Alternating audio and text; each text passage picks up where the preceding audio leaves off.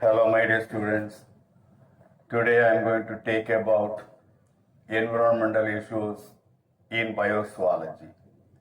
Already we have completed about the environmental issues in biobotany. Now we will take some of the subtopics of biozoology.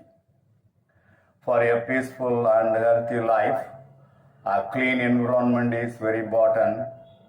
Already we have studied about the environment, ecosystem, the problems of the ecosystem we have studied in detail. So, it is very important for the peaceful and healthy life, a clean environment is very important. But due to human activities and human negligence, our environment become dirty day by day and polluted. Earth is our environment. Earth is facing a lot of problems by air pollution, water pollution, noise pollution, global warming, acid rain, biomagnification, eutrophication, deforestation, waste disposal, ozone layer depletion, and climate change, etc. Over-exploitation of the natural resources from our planet and degradation of our environment also increases day by day in a very fast rate. So it is our duty to protect, preserve, and conserve the nature. Everyone should aware of the environmental problems and try to solve in the individual level. When we are not protecting our environment, we have to face natural disasters striking us more often in the form of flash floods, tsunami, and cyclones. Pollution and increasing population, that is population explosion, are two main reasons to spoil the environment. What is pollution? Pollution is the undesirable changes that takes place in the physical, chemical, and biological characteristics of the environment due to the natural causes and human activities. Substances which cause pollution are called pollutants. The pollutants are classified into different types. There are two types of classification. In the first type of classification, it is based on the nature of pollutants which affects ecosystem. The pollutants are classified into number one, non-degradable pollutants, and number two, degradable pollutants. What are non-degradable pollutants? When the pollutants are not at all degraded, not at all broken down, or partially degraded and pollute the environment, they are called non-degradable pollutants. For example, aluminium, iron, mercuric salt, some phenolic compounds such as DDT, that is diphenyl trichloroethane, that is considered as the non-degradable pollutants. Come to degradable pollutants.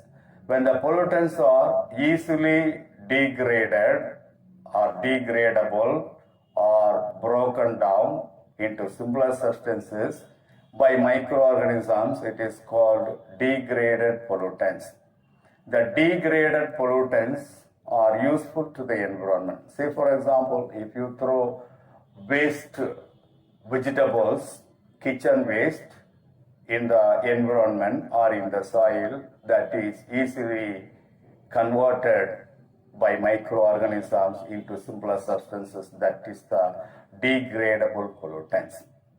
The second type of classification is based on taken to break down into their gradients. So pollutants are classified as number one, rapidly degradable pollutants, or non-persistent pollutants. Second, slowly degradable pollutants or persistent pollutants. The third one, non-degradable pollutants. First, you will see rapidly degradable or non-persistent pollutants. When the pollutants cannot be broken down by natural process, that is called rapidly degradable pollutants or non-persistent pollutants. For example, domestic waste and vegetable waste, etc. Slowly degradable or persistent pollutants. When the pollutants take longer period to degrade, they remain in the environment for many years in an unchanged condition, then slowly degraded. That is called slowly degradable or persistent pollutants. They may take decades or longer to degrade. For example, DDT. DDT will persist in the soil for longer period in order to convert, in order to degrade. And the next one is non-degradable pollutants.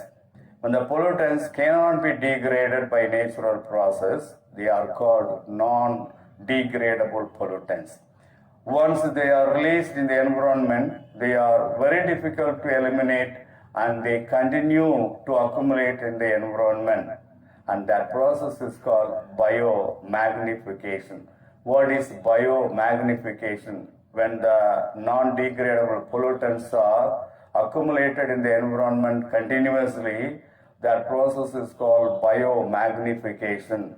For example, lead, mercury, calcium, chromium, and nickel, and they are considered as non-degradable pollutants. They are toxic elements. They will cause many toxic effects to the environment.